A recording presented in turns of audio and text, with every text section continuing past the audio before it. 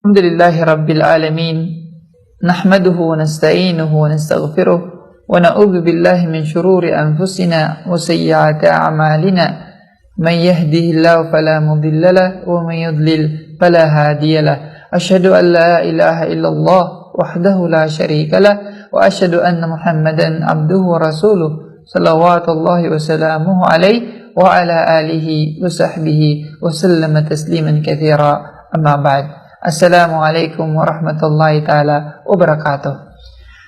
Lahat ng papuri ay tanging sa Allah subhanahu wa ta'ala lamang, ang dakilang tagapaglikha, ang nangangalaga sa ating lahat, ang nagbibigay buhay ng kamatayan sa kanyang mga nilalang, ang nagkakaloob ng kaalaman sa sino mang kanyang nanaisin. Mga kapatid sa pananampalatayang Islam, bilang pagpapatuloy sa ating paksa na tinatalakay sa ating pag-aaral, ngayon naman ating tatalakay ng panibagong paksa at hinihiling ko sa Allah subhanahu wa ta'ala na gawin niya tayong mahusay na tagapakinig na pakikinabangan natin ang bawat bagay na ating matutunan sa ating pag-aaral. Mga kapatid sa pananampalatayang Islam, nung nakalipas ating natalakay ang kahalagahan ng pagsasabuhay ng kaalaman na ating natutunan. Matapos na malaman ng tao ang isang bagay, ang isang kabutihan, kinakailangan sa kanya tungkulin niya itong isabuhay. At pagkatapos niya itong isabuhay, nararapat lamang na ipamahagi rin niya ito. Ibahagi rin niya sa iba. Gawin niya ang iba na makikinabang din dito. Huwag niyo solohin. Huwag niyang sarilinin. Kundi, ibahagi niya ito sa iba. Sapagkat bahagi ng pagsasabuhay ng ating kaalaman na natutunan ay yaong ibinabahagi natin ang kaalaman natin sa iba. Sinabi ng Allah subhanahu wa ta'ala kay Propeta Muhammad sallallahu alaihi wasallam, يا أيها الرسول بلغ ما أنزل إليك من ربك وإن لم تفعل فما بلغت رسالته. O sugo ng Allah, ipahayag mo kung ano man ibinaba mula sa iyong Panginoon. At kung hindi mo isinagawa, tunay na hindi mo na ipahayag, hindi mo na iparating ang kanyang mensahe. At sinabi ng Propeta Muhammad sallallahu alaihi wasallam, "Ballighu anni walau ayah." Iparating niyo mula sa akin kahit ni isang aya lamang. Ayon sa ilang mga ulama, sinasabi nila, isang aya lamang mula sa Quran. Isang aya lamang mula sa iyong natutunan ng mga talata ng maluwalhating Quran.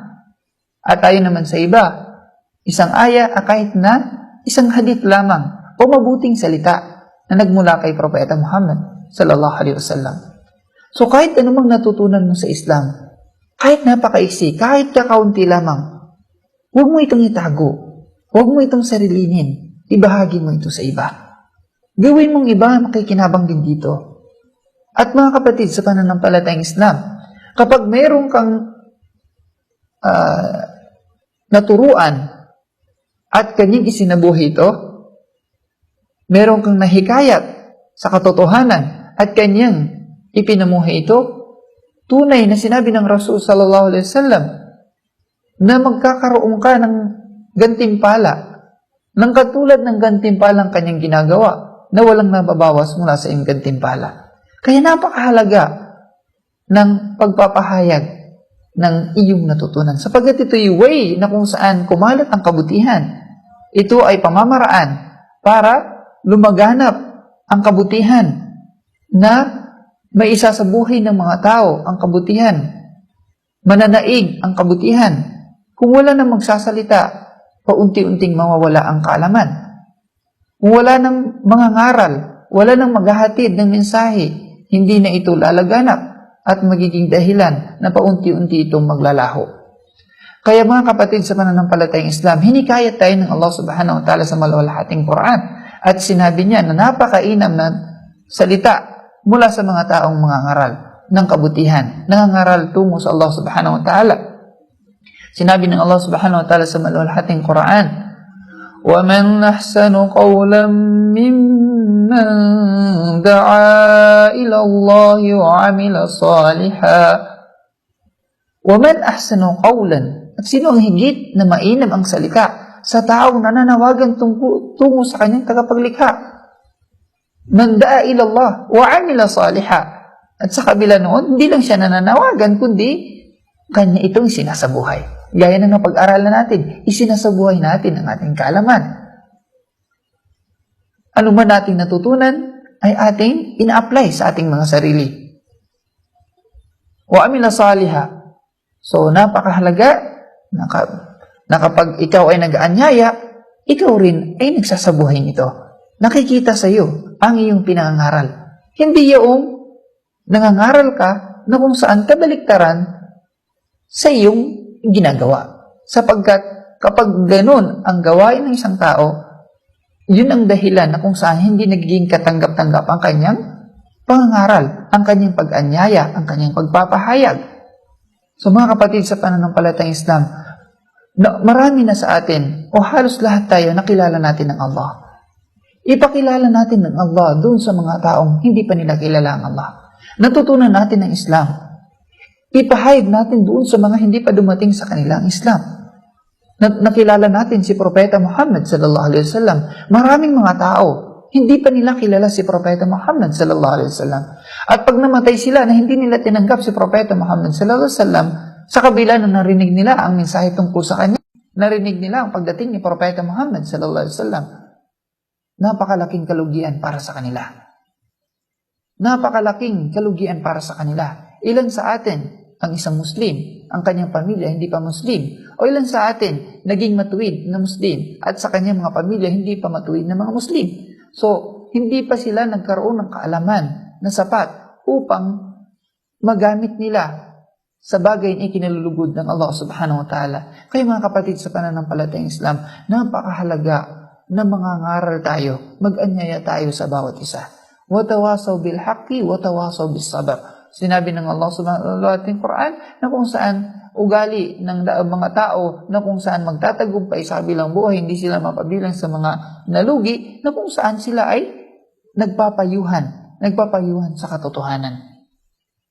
Nagpapayuhan sila tungkol sa Allah. Nagpapayuhan sila tungkol sa mga ipinag-uutos ng Allah subhanahu wa ta'ala, tungkol sa mga ipinagbabawal ng Allah at ng kanyang sugo. So mga kapatid sa pananampalatayang Islam, hikayatin natin ang bawat isa sa atin. Mangaral ka sa abot ng iyong kakayahan.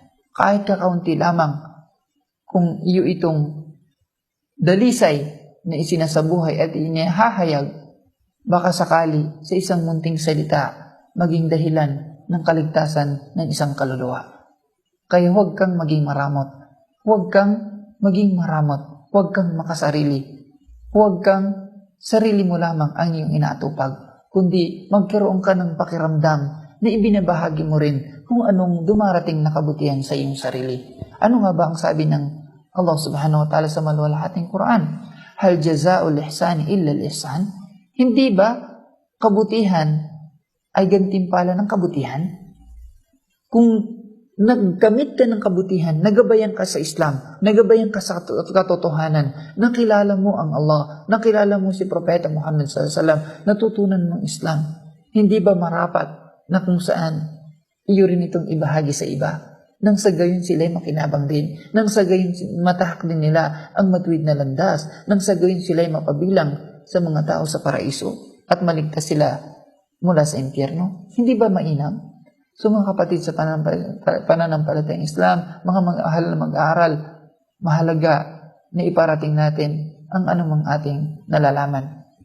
So ang pangangaral na ito ay hindi lamang tungkulin ng mga taong mangangaral sa Islam, ng mga ustad, ng mga ulama, ng mga sheikh. Hindi lamang tungkulin nila ito, kundi tungkulin ng bawat isa sa atin. Ang isang ama sa kanyang tahanan, andun ang kanyang asawa, andun ang kanyang anak, ang kaibigan sa kanyang mga kaibigan, ang lalaki sa mga kapatid, mga kapwa niya, kalalakihan, ang babae sa kapwa niya, kababaihan. Bawat isa sa atin, tungkulin nating magparating sa abot ng ating kakayahan. At hindi tayo pinipilit ng Islam na iparating ang bagay na hindi natin alam. Yung ating nalalaman lamang, yun ang ating ibahagi.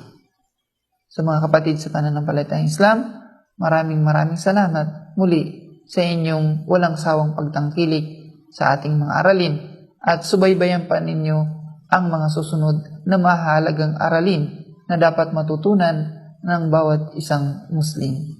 Maraming salamat po.